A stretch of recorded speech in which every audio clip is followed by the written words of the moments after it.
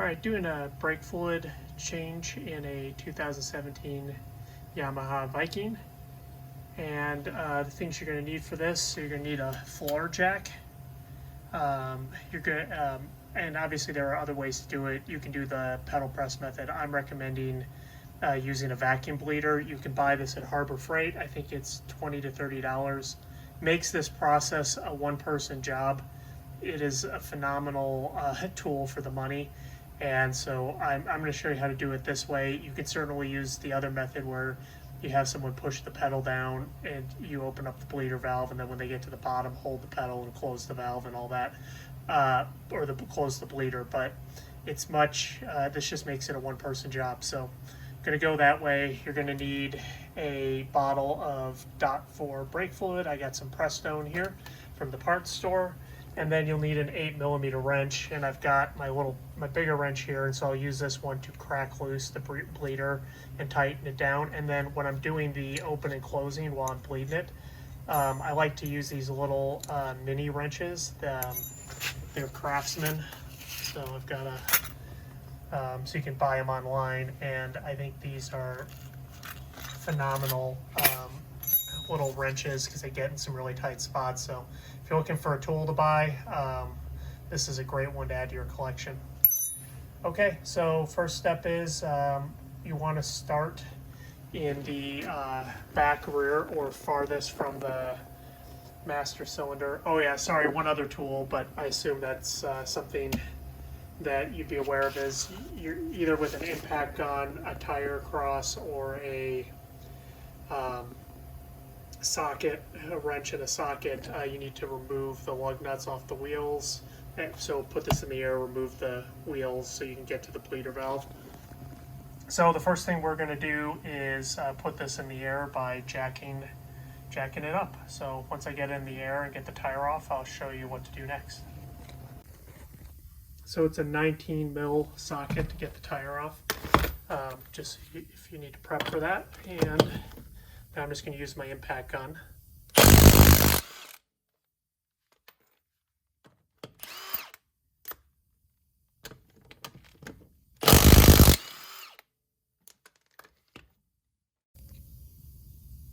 Okay, so I'm in the rear here, and there's a little cap. I think this one's a little loose, but basically you pull off this rubber cap, and that exposes the bleeder valve.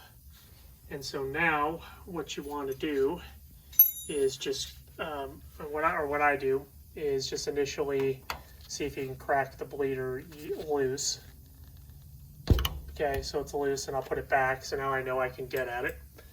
And then to start the bleed procedure, I'll put my box end wrench, and so I've got my little mini wrench here, and I will go ahead and put my bleeder on. And so now at this point, you pull back the wrench and you'll go ahead and activate the vacuum bleeder. So I'll go ahead and do that. Let me get set up with an airline here. The other thing to do is, let's go ahead and go to the front and show you how to get the cap off, because you want to take the cap off before you do this. So I'm at the front of the machine. This is the master cylinder for the brakes. This is the reservoir for it, and obviously this is the filler cap. You want to just make sure if this is really, because you can see this is kind of up front where it could take a bunch of mud. If it's really dirty, then you want to clean this off really well so that you don't have anything fall into the reservoir. This one is clean enough, so let's go ahead and take the cap off. So what you want to do before you start this process is just take the cap off. Just threads off. And like when I look at this brake fluid, and so we'll take a peek at it. See how that's really dark? That means that this fluid is old. It comes out pretty close to clear. It's not exactly clear, but it's a much lighter shade than this. So this fluid is ready to be removed. So now we're gonna go to the back of the machine, and what we wanna do is you wanna bring this down to the low mark, so that, and then we'll go ahead and pour more fluid in. And what that's going to do is allow us to get all the old fluid out of the master cylinder before we add new fluid. Now, what you don't want to do though is take this to where you empty it, because then you're going to have to rebleed the master cylinder. And some master cylinders, and I'm citing some of my experience working on cars, but they'll have a bleeder on the master cylinder. Otherwise, it can be a real troublesome process to get these things bled out. So it's much better, and not to say that if you make that mistake it can't be corrected, it's a bunch of extra work. So do yourself a favor and don't bring the cylinder down past the empty mark to avoid that problem. Okay, we're set up and ready to go. So normally if I had two hands I wouldn't do it this way, but I'll illustrate, and then you won't have a camera in your hands. But basically what you want to do is open up the bleeder valve. So get it open here. Might need to get my wrench in a better position, but what I would start doing, so I don't let any air in the system, although we're going to bleed this, so I can manage that. So let's get the wrench in a good spot. Push this back on.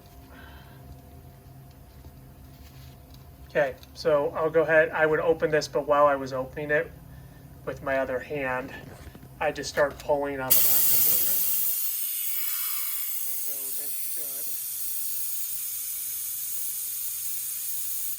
Get that bleeder valve open a bit more. See if I can find an interesting one-handed solution here. You can see now the brake fluid is pulling through. So at this point we're removing fluid, so you just want to pull a bit of fluid out, go out and check the level in the master cylinder until the point we're at the low mark, and then we'll pour more fluid in, and then we'll start bleeding this till fresh fluid comes through. So if I keep doing this, the compressor is going to go on, which is going to happen anyway. But I don't want to put that on the video and bug you with that. So I'm going to go ahead and get the cylinder low, and then we'll pour some fluid in, and then we'll bleed this some more, and then I'll kind of show you how to finish this out. But basically, the idea is if you just keep bleeding this, and then while you're bleeding it, you stop the bleeder valve. While you're still vacuuming, it'll make sure no air gets in, and you'll do a really clean bleed of the system. I'll set up a tripod and show you how I close it out. Right now, it isn't terribly important because I'm going to be pulling so much fluid through here that any air in the system is going to get bled out really easily. So, it doesn't hurt to be exact while you're doing it, but at the same time, when I'm at this stage and I'm trying to film a video, I don't have to worry about it as much. Okay, so I've bled out quite a bit of fluid. So this is, you're coming in at the second time I've drained the master cylinder and I'm refilling it. So obviously I have this thing jacked up in the far passengers, or the passenger side rear. So it's going to throw off this a little bit. So, if you're doing that, just be careful, look in the reservoir, make sure you're not draining this past the min line. But you do that, just basically bleed this all the way out, or empty twice, or I guess I should say near empty. And then you basically just want to top it off at the end of each time. And you can fill it all the way to the top, just don't spill any brake fluid because it will damage paint. You probably don't want that. So now that I've got this full and I've kind of emptied 2 reservoirs worth through the system, and I've got clean brake fluid pulling at the vacuum bleeder, let's go ahead and bleed that the rear for the final time. Okay, so when you're running the brake bleeder, and I've got it just focused here, so what you'll want to do is you'll want to start the bleeder. And so this is to make sure you never get any air in the system. Obviously, like I was saying earlier, if I'm going to bleed a bunch of fluid through, I'm going to pull out those air bubbles. But start your bleeder by depressing the lever, then open the bleeder. You want to pull out the fluid, and then while you're still running the bleeder and the vacuum bleeder, put this on tight. And so at this point, now I've got the bleeder torqued down. About that tight should be just fine. Don't over tighten those. You can just, then you're gonna have to replace the caliper.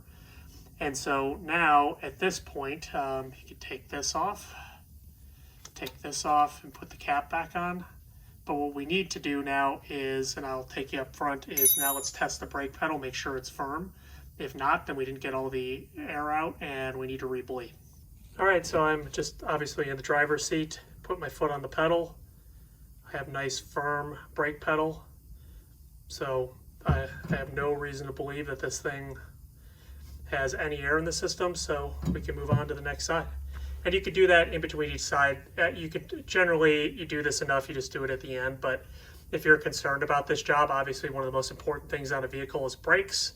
So, you know, you can test it, close the bleeder, test it between each one, and then if perchance that's the side you introduced air, then you know, because obviously if you get to the end and the pedal is not firm, then you have to start all the way back at the rear and bleed everything out again until eventually, hopefully, you find where the pull the air out or find where the problem is. So, all right.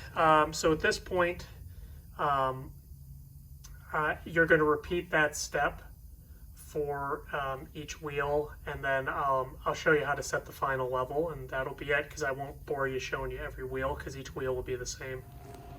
So I've worked my way around. So I did the passenger side rear, then I did the then I did the driver's side rear, then I did the passenger side front, and now I'm on the driver's side front, so we're at the very end. So if you're working, the bleeder here, once again, is on the back of the caliper. So we're working on the front, and you can always, while you're in here, failed to mention, check the brake linings. You can see that the rotor doesn't really have a whole lot of, like if you run your finger across it, doesn't really feel like there's a lot of grooves in it, so it's pretty smooth. And if you look at those brake pads in there, get the light on it, seems to be a fair amount of brake pad on both sides. So we're doing great on the brake pads. So this is good to go. So now I'm going to go ahead and the same way I did with the other ones, crack the bleeder and bleed this out, and then I'll show you how to set the final level on the reservoir. All right, so I bled out the front driver side. So now you can see I'm kind of at the min mark here on the master cylinder reservoir. So let's go ahead and fill this up, get it close. Okay, and then I'm pretty much at the max line. So at that point, let's go ahead and put the cap on. Because what you want to avoid doing is putting this on and spilling a bunch of fluid all over. So it looks like I'm not going to spill any fluid, so we can get this a little higher, which would make me happy. Always want to try and get them up to the max. So go ahead and add a little bit more to get us to the max line. Okay. So I think I'm just about there. Put the cap on. Everything looks good. So then at this point, what you just want to do is once again check the brake pedal. Make sure it's firm and everything's right. And then just keep an eye on this fluid level. Make sure that it's not going down too much, that maybe you have a leak or you didn't get one of the bleeders tightened tight enough. But otherwise, this machine is good to go. So as always, thank you for watching. And if you would, please, if you like my content, please comment, like, and subscribe below.